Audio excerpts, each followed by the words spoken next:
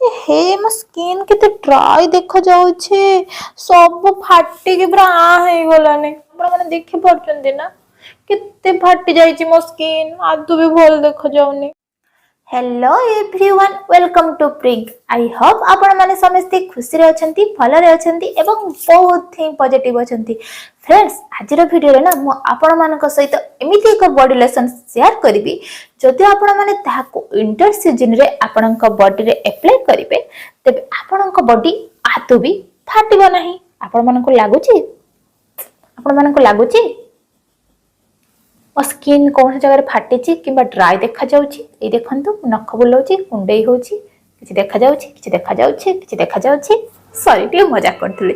शीत दिन आसीबा सहित स्किन मध्ये एते ड्राई होई थाए कि स्किन रे कुंडई मात्र एंते धड़ा धड़ा डेंड्रफ भलिया परद सब उड़ी थाए।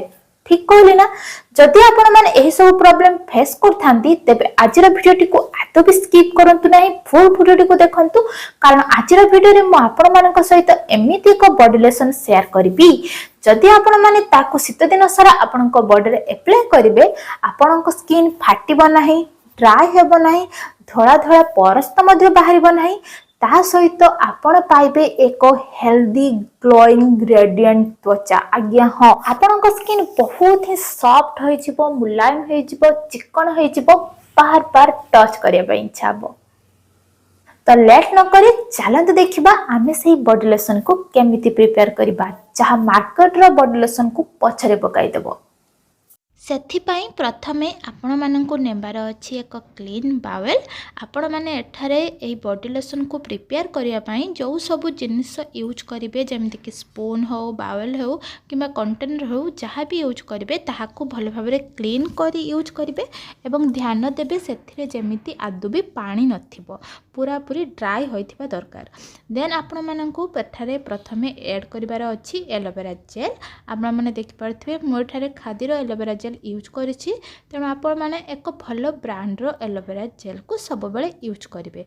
तो आपण माननकु एठारे नै नबार अछि एलोवेरा जेल। आपण माने जदि अधिक दिन पई प्रिपेयर करिया पई चाहथांती तबे सही हिसाब रे आपण माने एठारे एलोवेरा जेल को ऐड करिवे।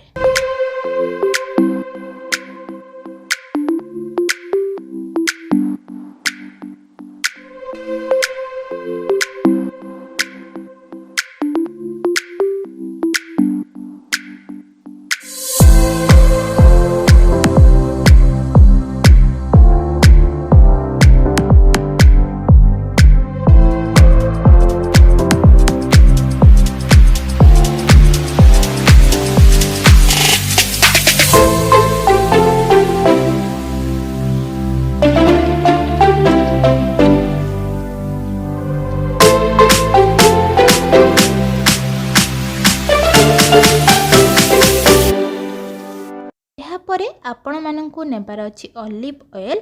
मो एठारे जो भलिया नउछि जेमितिका क्वांटिटी रे नउछि आपण माननकु सब ठीक सेम क्वांटिटी रे नबार अछि। ठीक अछि तो आपण माननकु एठारे नै नबार अछि। या परे जो सेकंड जिनिसडी हमकु दरकार ताहा हेउछि ऑलिव ऑयल।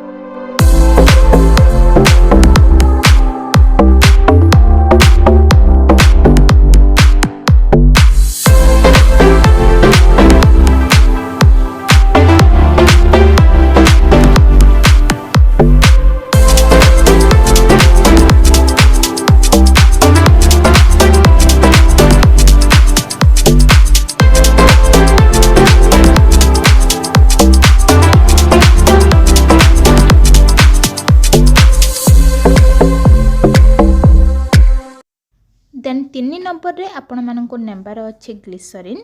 आपण माने देखि पड़थिबे तो ग्लिसरीन तो समस्तनक पाखरे इजीली अवेलेबल थाए। तो आपण माने चाहिले एहा को पाख दुकान नु मध्ये किनि परिबे किछि भी प्रॉब्लम नाही। देन आपण माननकु ऐड करिवार अछि ग्लिसरीन।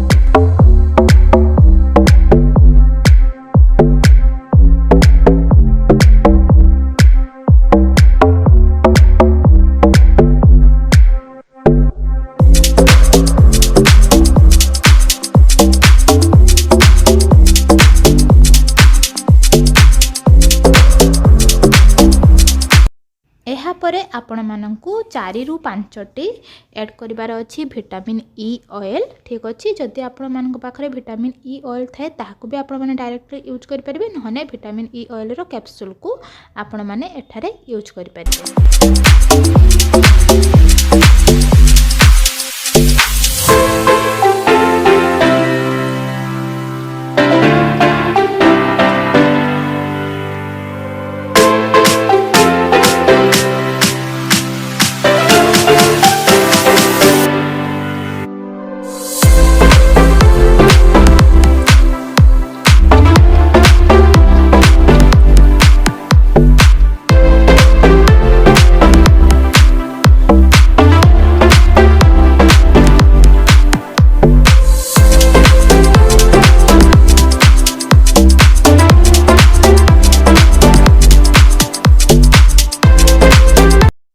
देन आपण मानंकु ए सब जिनिस को भल भाव में मिक्स कर देबार अछि। आपण माने धीरे धीरे धीरे धीरे धीरे धीरे याकू जतेबेले मिक्स करिवे यार कलर पूरा पूरी व्हाइट भलिया हो जिवो, जेमिति आमे फेस रे मॉइस्चराइजर अप्लाई करथाउ, जेमिति आमे आम बॉडी रे बॉडी लोशन अप्लाई करथाउ, ठीक सेमिति हो जिवो। एवं यह बहुत ही इफेक्टिव बॉडी लोशन अटे। आपण माने जतेबेले याकू अप्लाई करिवे आपण माने निजे नोटिस करिवे आपणक स्किन आदु भी ड्राई हेबो नै। आमे जो मार्केट रो जो बॉडी लोशन अप्लाई करथाउ ताहा जिते पर्यंत आम बॉडी रे थाए सेते पर्यंत आम स्किन सॉफ्ट थाए, जितेबेले ताहा माने बॉडी रु माने चल जाय थाए आम स्किन पुणी ड्राई हो जाय थाए। किंतु एही बॉडी लोशन को अप्लाई करिबा द्वारा एहा आपनक स्किन को सॉफ्ट मॉइस्चराइज करि रखिबो, स्किन को आदु ड्राई हेबा को देबो नाही कि शीत दिन रे आपनक स्किन आदु भी फाटिबो नाही। आपण माने एही बॉडी लोशन को गाधे सारिला परे आपनक फुल बॉडी रे भल भाव में मसाज करी अप्लाई करिवार अछि। ठीक अच्छे, टिके धैर्य धरी आपण मैंने मसाज करेंगे जहाँद्वारा यह भल भाव में स्किन ऑब्जर्व हो। देन आपण मानकु एहाकु कौन करिवार अछि, एमिति स्किन रे छाड़ी देबार अछि।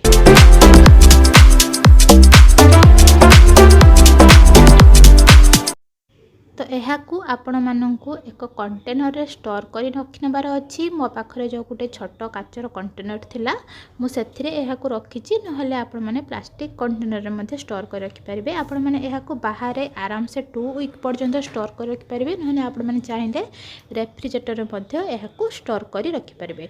मु यहाकू 2 वीक पई बनाइछि, सेही हिसाब रे मु सब क्वांटिटी एथिरे ऐड करछि। जदि आपण माने अधिका क्वांटिटी रो माने प्रिपेयर करथांती तेबे सेही हिसाब रे आपण माने सब अधिका अमाउंट रो जिनिस ऐड करिवे।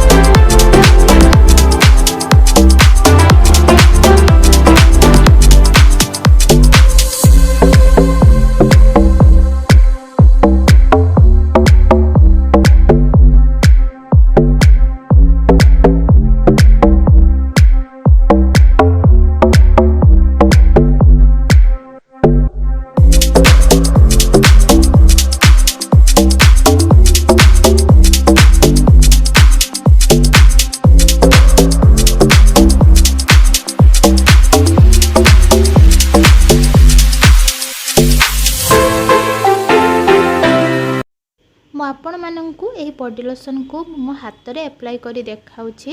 ଆପଣମାନେ ଦେଖିପାରୁଥିବେ ମୋ ସ୍କିନ୍ କେତେ ଗ୍ଲୋ କରୁଛି। ଆପଣମାନେ ଏହାକୁ ଆପ୍ଲାଏ କରନ୍ତୁ, ଆପଣମାନେ ନିଜେ ଜାଣିପାରିବେ ଆପଣଙ୍କ ସ୍କିନ୍ କେତେ ଗ୍ଲୋ କରିବ, ସ୍କିନ୍ ରେଡିଏଣ୍ଟ ଦେଖାଯିବ। ତା ସହିତ ଶୀତ ଦିନରେ ଆପଣଙ୍କ ସ୍କିନ୍ ଆଦୌ ବି ଫାଟିବ ନାହିଁ, ସ୍କିନ୍ ବହୁତ ହି କୋମଳ ଦେଖାଯିବ, ସ୍କିନ୍ ଆଦୌ ବି ଶୁଖିଲା ଦେଖାଯିବ ନାହିଁ କି ସ୍କିନ୍ ଆଦୌ ବି ଡ୍ରାଏ ହେବ ନାହିଁ। आशा करुछि आजिर भिडियोटी आपण माननकु निश्चय हेल्पफुल लागिथिबो। जदि भिडियोटी हेल्पफुल लागि थाए तेबे भिडियोटी को लाइक करबा को आदौ भी भूलंतु नाही। तो पुणी देखा हबो आ गोटे नुआ इंटरेस्टिंग भिडियो सहित। Till then take care.